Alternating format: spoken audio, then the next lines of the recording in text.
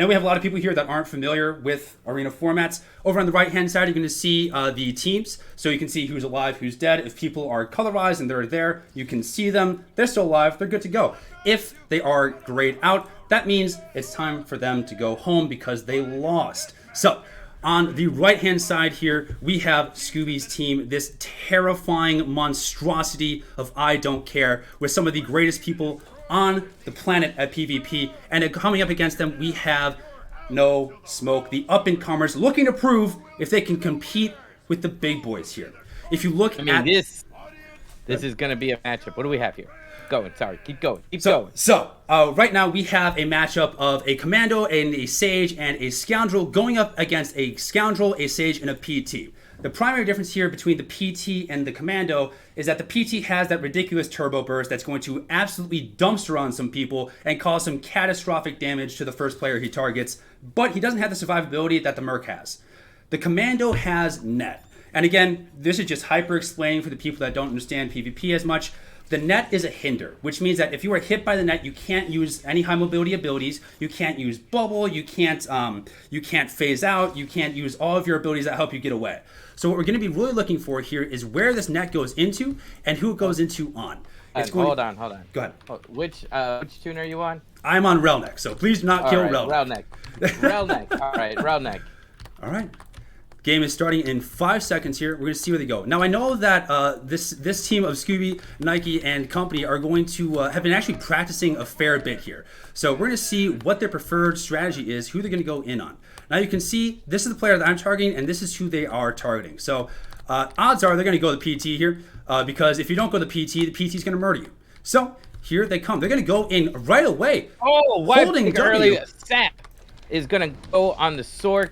They're going to get some DPS in from range. And they're pulling the scoundrel out right away. So if you saw here, the scoundrel went in and then is immediately pulled away so that he's not going to take the turbo damage. Now, the PT did not get the damage that he needed to on this team because Scooby and company are all super healthy, but Aiello is just really in a bad spot here. You can see he has the net on him, doesn't even have a white bar yet. So if the white bar comes in right now, that's catastrophic damage. Big damage. Whew. Getting knocked back. Oh, no. He's in so much trouble, and that's game for Mr. Aiello. From his teammates. Now, Scooby's also in a fair bit of trouble here, but they also forced the bubble out of, the bubble out of Nike, but Nike can still phase away here, and they're controlling the high ground. So by controlling the high ground, they're able to knock off all these melee players, which is really unfortunate for the rest of this of Not Smoke's team. Wow, I can speak, yeah, I swear. So at the beginning there, Charcoal was sapped by the operative and then immediately whirlwinded by the Stark. So it was essentially a 2v3 right off the bat. Charcoal taking some big damage and it goes down.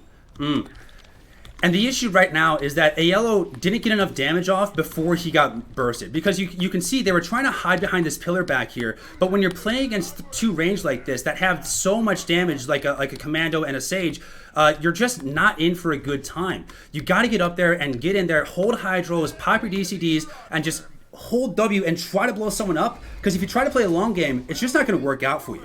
They really have to go in here and try to nuke someone before Aiello dies. Because if Aiello dies, there goes all their damage, right? Because the Concealment Operative and the Lightning Sword can do considerable damage.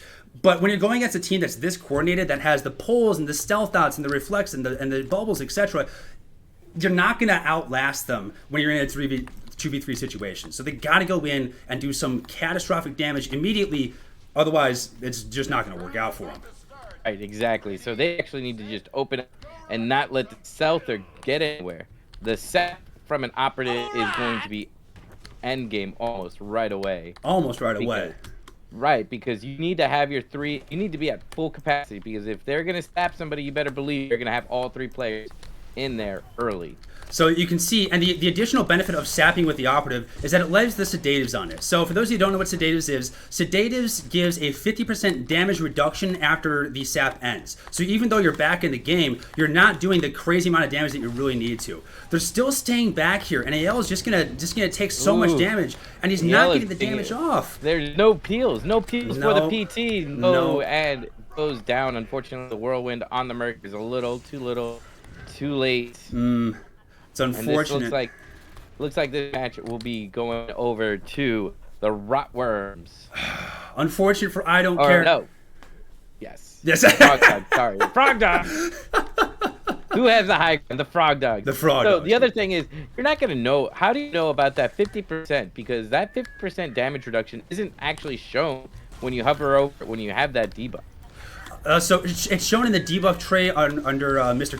Charcoal. So if Right, you watch the exact number, 50% damage reduction, yes. you only know that as because It's because I'm a nerd that plays every class, and then I know too much about this game, and it makes me very, very unattractive to the opposite gender. But it also helps me know when I'm going to lose a PvP match, which I think is, a relatively fair trade-off. Maybe, perhaps, I don't know. My parents are disappointed, but I'm not.